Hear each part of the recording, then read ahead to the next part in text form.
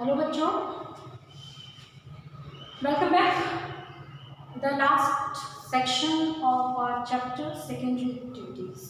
Secondary activities से जुड़ा हुआ आज हम लास्ट टॉपिक को कंप्लीट करेंगे और आफ्टर दिस चैप्टर कंटिन्यू। ठीक है, हमारा चैप्टर खत्म हो जाएगा। ठीक है, इससे पहले हम लोगों ने क्लासिफिकेशन ऑफ इंडस्ट्रीज हम पढ़ रहे थे और हम लोगों ने classification of basis of size. ठीक है, on the basis of size हमने आप लोगों को बता दिया था। अब now we are on industries based on output product. ठीक है, industries which are based on output products, और बेसिकली हम कह सकते हैं उनके प्रोडक्ट के बेसिस पर हम डिफाइन कर रहे हैं। प्रोडक्ट्स आर हैवी और लाइटर। ठीक है, are they form the basis to different other industries. ठीक है, तो in respect of this we are having the two types of the industries.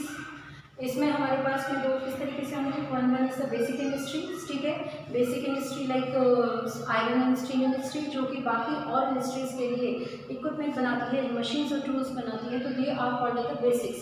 अगर आयरन एंड स्टील ही नहीं होता तो आगे की जो मशीनरीज हैं इंडस्ट्रीज के लिए वो कैसे मैन्युफैक्चर होती। ठीक है, second is the consumer based industries. Consumer based industries वो होती हैं जहाँ पर हम ये कहते हैं कि वो रेगुलर डायरेक्ट कंज्यूमर तक पहुँच जाती हैं। ठीक है, कंज्यूमर तक वो डायरेक्ट पहुँच जाती हैं। This type of industries are known as the consumer goods. जैसे आप लोगों के एडिबल चीज़ें हैं जिन्हें हम डायरेक्ट कंज्यूम करते हैं, all these things comes under the consumer items और the consumer industries. Is it clear? So first of all हमें ये जानना जरूरी है what are the basic industries. ठीक है, बेसिक इंडस्ट्रीज की एक बार डेफिनेशन जरूर नोटिस करिएगा। That is the industries whose products are used to make other goods by using them as raw material are known as the basic industries. ठीक है, यही है basic industry. The classification of industries basic industry. Basic industry यानी कि वो industry जिसके product किस तरीके से यूज में किए जा रहे हैं, are use to make other goods यानी कि कोई और मशीन टूल्स बनाने के लिए, by using them as raw material. ठीक है, किसको?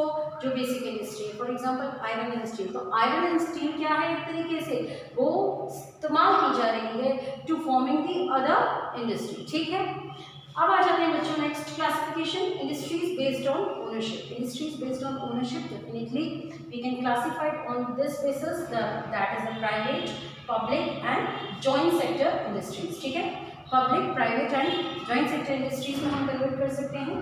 पब्लिक सेक्टर इंडस्ट्रीज वो होती हैं where the government control over ownership. ठीक है, ओनरशिप का मतलब ये क्या है, कौन इसका ओनर है, who is the owner of these type of industries.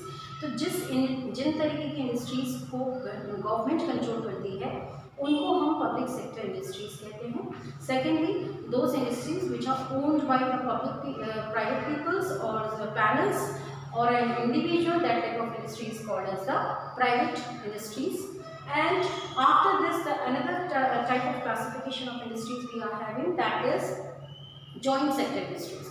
Joint sector industries जहाँ पे प्राइवेट और पब्लिक सेक्टर दोनों अपने पैसा इन्वेस्ट करके उसको चलाते हैं, मैनेज करते हैं, एडमिनिस्ट्रेट करते हैं। ठीक है, तो these are the classification on the basis of ownership. ठीक है बच्चों, तो ये तो क्लासिफिकेशन हमने 4 टाइप्स के कर दिए। अब आते हैं कि यहाँ पर हम कंसेप्ट क्लियर कर रहे हैं ट्रेडिशनल इंडस्ट्रीज का। देखो ट्रेडिशनल शब्द हमें समझ में आता है। ट्रेडिशनल का मतलब क्या होता है, जो पुराने तरीके का होता है। जैसे हम कहते हैं ना, we don't need to forget our traditions. हमें अपनी ट्रेडिशन, हमारा जो पुराना रिवाज चला रहा है उसको नहीं भूलना चाहिए। क्यों? क्योंकि वो हमारी आइडेंटिटी है। बट हियर अगर हम इंडस्ट्रीज के प्रोस्पेक्ट में ये कहें कि इसलिए वो अपने इंडस्ट्रीज को ट्रेडिशनल वे में चल रहे हैं, वो पुरानी चीज़ नहीं भूलना चाहते, तो वो गलत हो जाएगा। क्यों गलत हो जाएगा? क्योंकि समय के साथ बदलना और उस रेस में लगे रहना, that is important for this secondary activities में हमको मॉडर्न टेक्निक्स और इक्विपमेंट्स के साथ चलना ही आपका सही में डेवलपमेंट है। लेकिन अब हम बात करते हैं उन इंडस्ट्रीज़ की जो ट्रेडिशनल बेसिस पर चलती हैं, लेकिन वो लार्ज स्केल, यानी कि जब वो लगी थी तब वो काफ़ी बड़ी थी। ठीक है, तो traditional large scale industries regions in this, इनके फीचर्स क्या होते हैं, हैवी इंडस्ट्रीज होती हैं, यानी कि ये हैवी प्रोडक्ट्स प्रोड्यूस करती हैं। ये ज़्यादातर लोकेट होती हैं कोल फील्ड्स के पास में। ठीक है, कोल फील्ड्स के पास में लोकेटेड होंगी। engaged in metal smelting, chemical manufacturing and textile productions। ठीक है। इनका जो मेन वर्क है, they are engaging in its metal smelting, metal smelt करना, उसको फॉर्म करना, maybe in chemical manufacturing और maybe in the textile production, ठीक है। Now comes to the next feature of this traditional industry, togetherly smoke stick. Togetherly smoke stick, what we can say this to, that is togetherly smoke stick. Togetherly smoke stick, what it means बच्चों कि these traditional industries are responsible कि इनके साथ बहुत सारा dust, ठीक है, बहुत सारे पॉल्यूशंस, ये सब यहाँ पर स्मोक स्टिक हो जाता है, ठीक है। So these regions जो traditional industries हैं, these regions are also known as the smoke sticks industries. Now recognized, these areas are recognized as highly employed. मतलब हम ये देखते हैं कि यहाँ पर आप देखेंगे कि बहुत सारे लोग एम्प्लॉयड हैं, but mostly the people who are employed in, they are working in the manufacturing, वो मैन्युफैक्चरिंग में काम कर रहे हैं, ठीक है। सेकेंड, हाई डेंसिटी और इंफीरियर हाउस, ठीक है। Another feature of this is high density, means more number of peoples are extracted, or we can say more number of people are used to live in certain area, और एक fix area में रहते हैं, तो वहाँ पे population density बहुत high दिखाई देती है। Next is inferior houses, means houses की क्वालिटी अच्छी नहीं होती, because they want to live near the manufacturing units, doesn't matter what type of houses they are getting and what facilities they are getting, ठीक है। सो inferior houses होते हैं, poor services होती हैं, यानी कि वाटर सैनिटेशन, इन सब की फैसिलिटीज, इलेक्ट्रिसिटी की फैसिलिटी कितनी होती है, that is not must important to him, ठीक है। Then sorry, attractive unattractive environment, unattractive environment यानी कि वो देखने से एक बार ऐसा लगता है, बड़ी नेगेटिव एनर्जी सी आती है, वो ऐसा लगता है जैसे कोई भी उसमें कुछ फ्रेशनेस जैसी चीज़ नहीं लग रही। लोग रेगुलर रूटीन में वही उठते हैं और अपने जो इंडस्ट्रीज़ होती हैं उनका हूटर बजता है, लोग अपने काम पर जाते हैं और वो जो डस्ट निकलते रहते हैं, जो वेस्ट निकलते रहते हैं, वो सब डंप होते रहते हैं, तो वो अनअट्रैक्टिव एनवायरनमेंट होता है, पॉल्यूशन क्रिएटर होता है, ठीक है। Problems, unemployment and migration. अब जो इसके कारण क्या होता है कि कभी कभी प्रॉब्लम्स क्रिएट हो जाती हैं। हाउ, जब ट्रेडिशनल वे में कोई इंडस्ट्री चलती है ना, तो वो लास्ट जब देखती है कि that we are not getting any kind of profit और बेनिफिट बाय दैट, तो जो मैनेजमेंट होता है वो डिसाइड करते हैं to close the industry, to close that factories, ठीक है। इन दैट सिचुएशन जो इतने सारे लोग उस पर डिपेंडेंट थे, what will happen to them, देखिए वो अनएम्प्लॉयड हो जाएंगे, माइग्रेट करेंगे, ठीक है। So these are the problems can be seen in the traditional industries when they decided to close them, ठीक है। The Ruhr coal field of Germany is also the example of same, ठीक है। Germany का रुअर field region जो है वो same इसी तरीके का हमारे लिए एग्जाम्पल है, ठीक है। तो यहाँ पर भी बेसिकली कोल के लिए जाना जाता था, आसपास बहुत सारी इंडस्ट्रीज़ थी, धीरे धीरे ट्रेडिशनली इसके ऊपर काफ़ी डिपेंडेंसी हो गई। ऐसा कहा जाता है कि जर्मनी का 80% जो प्रोडक्शन है खुद रुअर रीजन से ही होता था। दो also in these days, present days, ये अपनी पहचान, इम्पोर्टेंस और जो डेफिनेटली जो कोल्स हैं, भाई कितना आप निकालोगे ज़मीन से, लास्ट तो वो ख़त्म हो गई होगा, तो वो ख़त्म हो चुका है। और इस तरीके से now this rural region had been change into the mall, shops and the markets, ठीक है। उस तरीके के रूप में ये बदल चुका है। Now come to the another part, that is the iron and steel industry. देखो बच्चों, iron and steel industry definitely basic industries होती है, ठीक है। आयरन को निकालने के लिए, यानी कि आयरन जो है आयरन ओर से निकाला जाता है विद प्रोसेस ऑफ स्मेल्टिंग, ठीक है। हम स्मेल्टिंग प्रोसेस से इसको निकालते हैं। स्मेल्टिंग प्रोसेस के लिए you require the limestone, you require the coke, ठीक है। ये सारी चीज़ें हमको चाहिए so that we can separate it from the iron ore, ठीक है।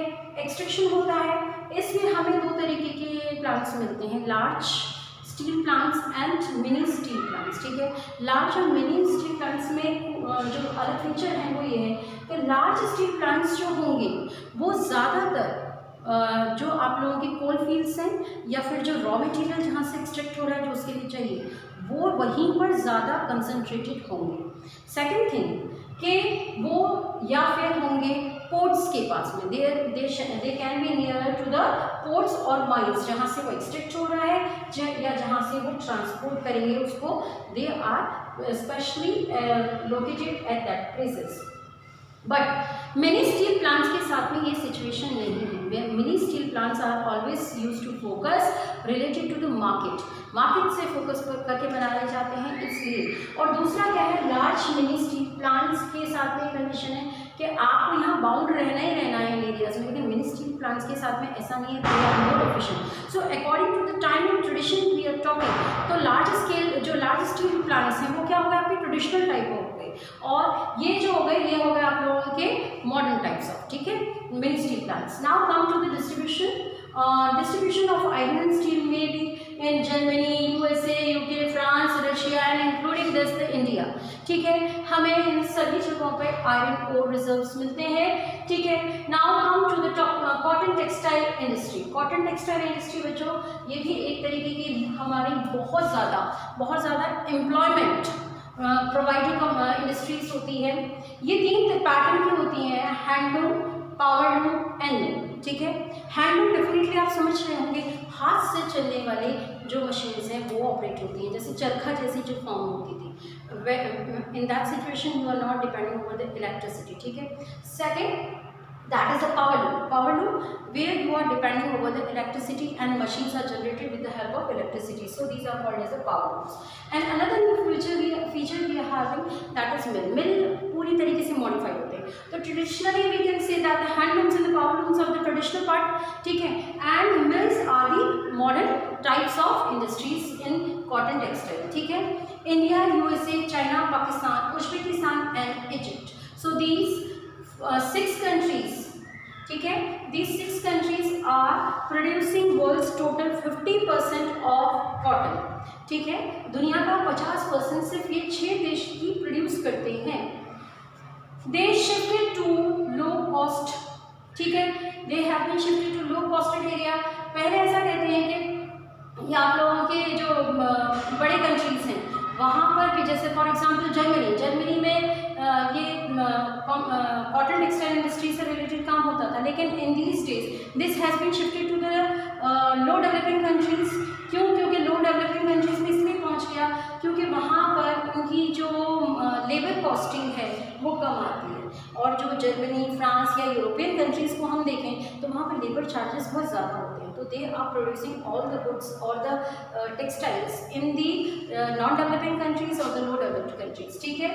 Now concept of high technology in industry, concept of high technology industries में हम कह सकते हैं कि in these days if we focused over the traditional type of industries, so this is the era when we have to focus the technologically industries, technology based industries. लेकिन बच्चों ये ध्यान रहे, जितना टेक्नोलॉजी इस्तेमाल होगा उतने ही जो लोग हैं उनकी परसेंटेज कम ज़रूरत होगी in the secondary sector, because whenever we are depending over the machines, what it means that you don't need the people, ठीक है। आपने वन टाइम इन्वेस्टमेंट कर लिया मशीनें खरीद कर, and after this you are earning by that, और इस सिचुएशन के कारण many the people can get unemployed. So हमें बैलेंस करके चलना चाहिए। So this is about the secondary activities.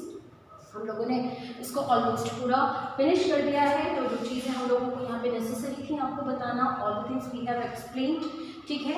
After this the tertiary activities and the quaternary activities chapter has been started in the next part, ठीक है।